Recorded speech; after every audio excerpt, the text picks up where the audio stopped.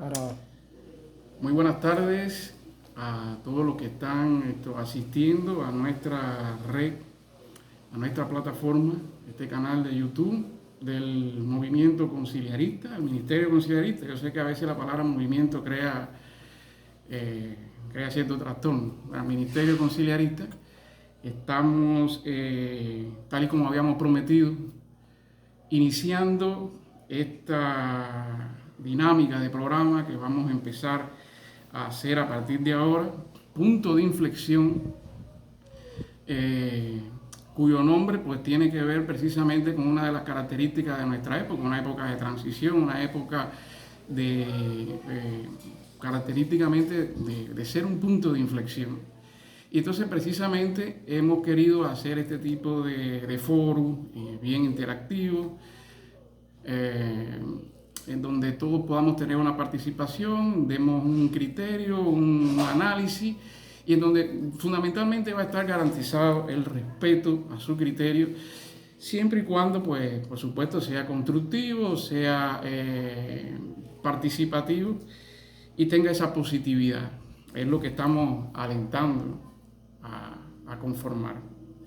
Ante todo, también quisiera darle las gracias a los que ya, mucho antes de que comenzara el programa y atendiendo a la promoción que hicimos, pues nos han manifestado su apoyo. Este es el caso de Luisito Basulto, de Yasmín Rondón, de José René Rivas. No puedo dejar de mencionar a mi hermano, a mi familia, José René, que nos ha dado tan buenos consejos y tan buenas recomendaciones, algunas.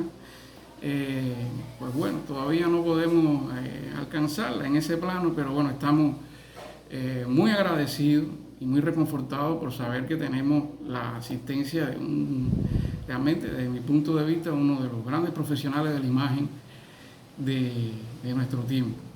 Así mismo lo puedo catalogar. Entonces, queríamos también expresarle que el próximo sábado, y siguiendo consecutivamente con la dinámica de este programa, incluso de esta temática, hemos invitado a Marcos Hernández, Marquito, nos le decimos cariñosamente, para continuar en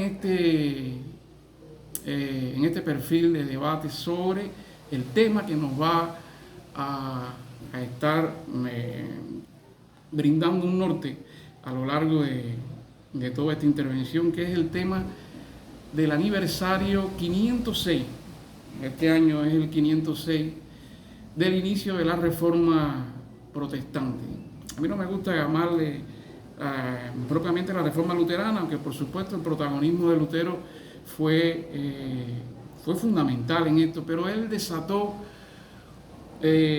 toda una avalancha de acontecimientos, de eventos que también arrastraron, por supuesto, a muchas personalidades destacadas. La Reforma fue un detonante muy importante que movilizó gran parte del caudal espiritual, intelectual, moral y de diversas índoles de esta etapa del Renacimiento europeo occidental. Y entonces nos asalta así la primera pregunta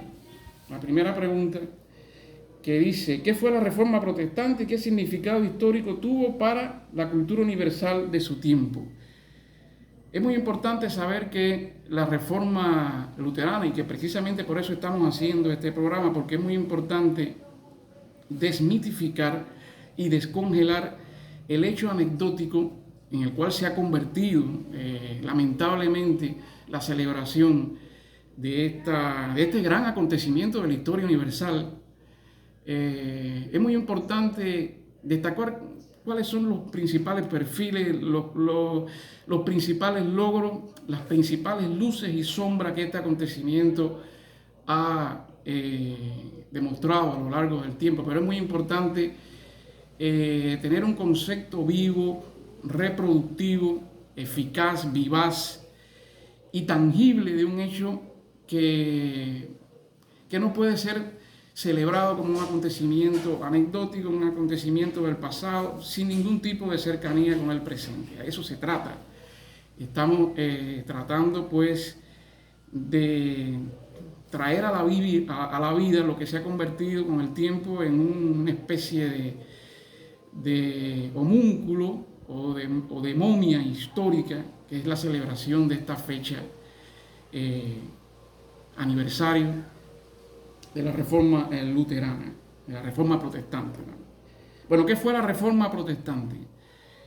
¿Y qué significado histórico tuvo? Bueno, la Reforma protestante hay que analizarla dentro del contexto de este proceso gigantesco, fundamental, que fue el Renacimiento europeo. Yo no digo el Renacimiento italiano, porque el Renacimiento italiano fue solamente un aspecto de este proceso colosal.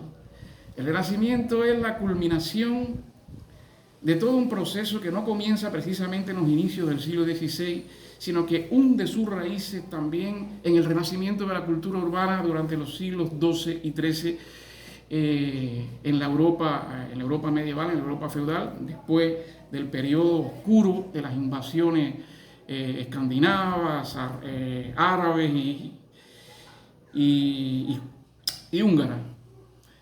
Se produce un renacimiento de las ciudades, sobre todo, que comienza a permitir una revolución técnica feudal que va a empezar a permitir toda una serie de logros dentro de la economía, dentro de la agricultura y dentro de los sistemas de producción y, por supuesto, dentro del ordenamiento del pensamiento y de la indagación filosófica, que va a ser muy importante y que va a preparar el terreno para este gran proceso de cuestionamiento de las principales verdades ontológicas que la sociedad medieval, junto con su principal aliado, que es el escolasticismo aristotélico, había trazado durante una gran cantidad de siglos. Hay que decir algo muy importante, porque muchas de estas cuestiones históricamente han estado en manos de una historiografía muy crítica con la Iglesia, y muchas veces se han tomado conclusiones y puntos de vista que realmente sí difieren de la verdad y de la realidad. Lógicamente, la cosmología, la cosmovisión de la Iglesia medieval estuvo muy unida, muy intrínsecamente coaligada, pues, precisamente con una visión del mundo, una visión, digamos, científica, especulativa, propia de la época. O sea, no se le puede exigir y no se le puede determinar a la Iglesia pues tener una visión, por ejemplo, de la geografía como la tenía Ptolomeo en su época, heredada precisamente del pensamiento geográfico de los griegos, de los romanos, porque era la visión en que estaba ceñida precisamente a los medios de reproducción de la realidad que se tenía en aquel momento. O sea, saber si la Tierra era redonda o era un disco, no era muy fácil rebatir o confirmar una idea como esa. Asimismo, también en el campo de la botánica, en el campo de la mecánica, en el campo de la física, realmente los condicionantes de este proceso pues hacía que la Iglesia marchara paralelamente con una visión del mundo natural pues muy ajustado a su tiempo. Esto, en primer lugar, hay que tenerlo en cuenta. Pues muchas veces se ha dicho que la Iglesia fue una enemiga de la ciencia y una enemiga del progreso, y no fue así, básicamente, aunque por supuesto hubo abuso, hubo toda una serie de arbitrariedades que vamos a estar hablando, ¿no? ¿Cuál es el origen de esto? El Renacimiento pues fue un momento de una vitalidad y una exultación muy grande, precisamente como consecuencia, y esto es muy importante, hay que tenerlo en cuenta, esto es muy importante, como consecuencia del intento de seguir reeditando la sociedad medieval y las aspiraciones de la sociedad medieval, concentradas fundamentalmente en lo que San Agustín había llamado la aspiración a la ciudad de Dios. Si nosotros nos ponemos a ver, gran parte del pensamiento de Lutero tiene que ver precisamente, y Lutero era un monje de una formación